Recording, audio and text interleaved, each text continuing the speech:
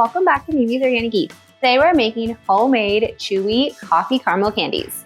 These soft and chewy caramel candies are buttery and sweet, and they are full of espresso flavor. Let me show you guys how to make them.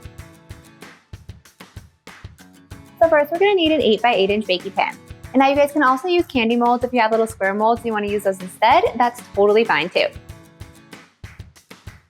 So we're gonna cut 2 pieces of parchment paper to form a sling in our 8x8 inch pan. Now it also helps to have binder clips so you can clip down the sides so the parchment paper is going to stay put. But if you guys don't have binder clips, you can go ahead and crease the edges of your parchment paper and that will help too. So now we're gonna take just a little bit of butter and grease this parchment paper. This is going to help remove the caramels super easily.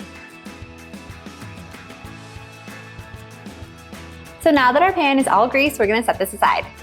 So you guys don't need a candy thermometer to make these homemade chewy caramel candies. We're just going to need a 3-quart pot, and I like to use a high heat spatula. Using a high heat spatula is key whenever making a caramel where we're dry burning the sugar like we're doing today. This is going to ensure that you don't melt, warp, or break off a piece of your spatula into your caramel, which I have done before. I'm gonna link this high heat spatula in the description for you guys so you can check it out. So I'm using my 3-quart R-Place titanium pot. Now this is my favorite pot for making caramel because it conducts heat so well. I'll link this pot in the description for you guys if you wanna check it out.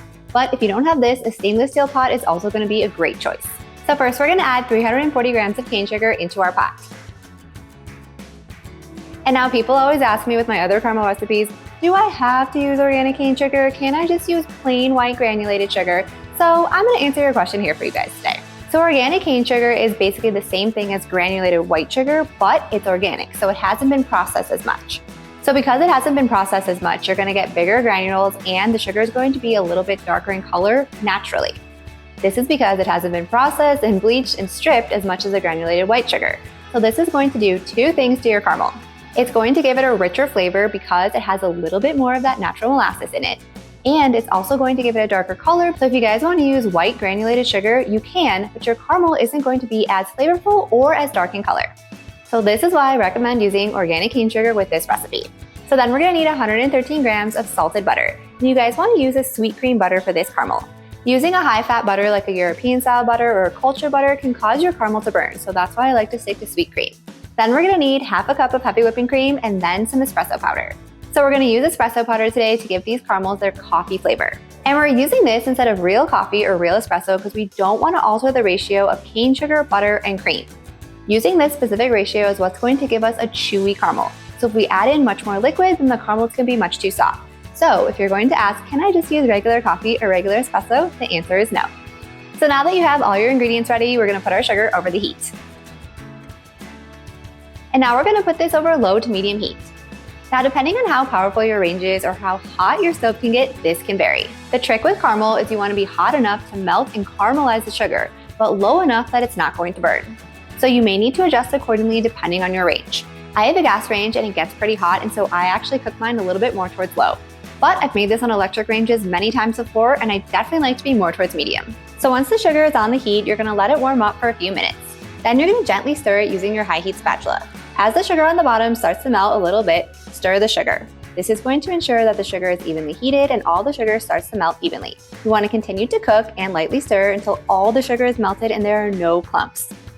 You need to ensure there are no clumps of sugar because if there are clumps of sugar and then you add in the butter, those clumps will never go away. That's why making sure all the sugar is completely melted before adding in the butter is going to be crucial for the best texture in your caramels.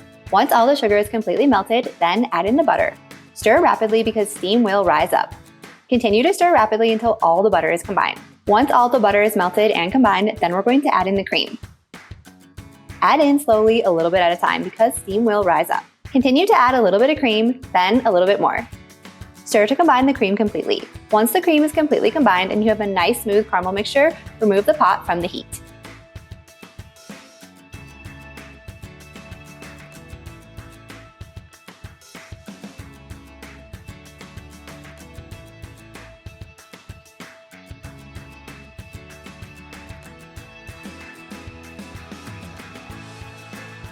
Once the caramel is removed from the heat, now we're gonna add in our espresso powder.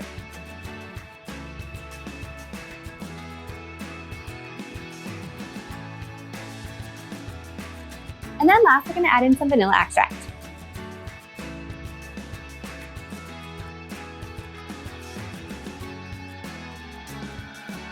So if you guys notice you have clumps of espresso powder in your caramel, it's probably because your espresso powder was kind of chunky to begin with. So what you can do to fix that is put your pot back on the stovetop over the lowest heat setting. Then grab a whisk and whisk in those little chunks of espresso. The hot caramel will kind of help whisk those in and smooth those out. So once the espresso powder and the vanilla are all combined into the caramel, then we're just going to transfer it to the pan.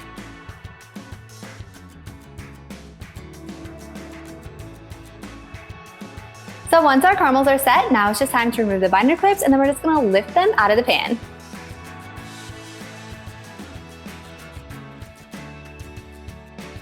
And see how easily those come out when you make that little parchment paper sling. So once the caramels are removed from the pan, now we just have to cut them into pieces. And a little trick for cutting your caramels is if you butter your knife, you're going to make sure that it doesn't stick at all. Now I like to cut them 6 by 6, so we're gonna get 36 square caramels. So you guys could cut them any way that you like. And now we have the most delicious homemade Chewy Coffee Caramel Candies. If you guys are serving these for a party, they're perfect to put inside little candy cups. Otherwise, I like wrapping them individually in wax paper, and then you can store them in a glass canister in your pantry. If you guys enjoyed this video, be sure to drop a like and leave a comment below. And if you want more homemade caramel recipes just like this, be sure to hit that subscribe button and join me next time in the kitchen.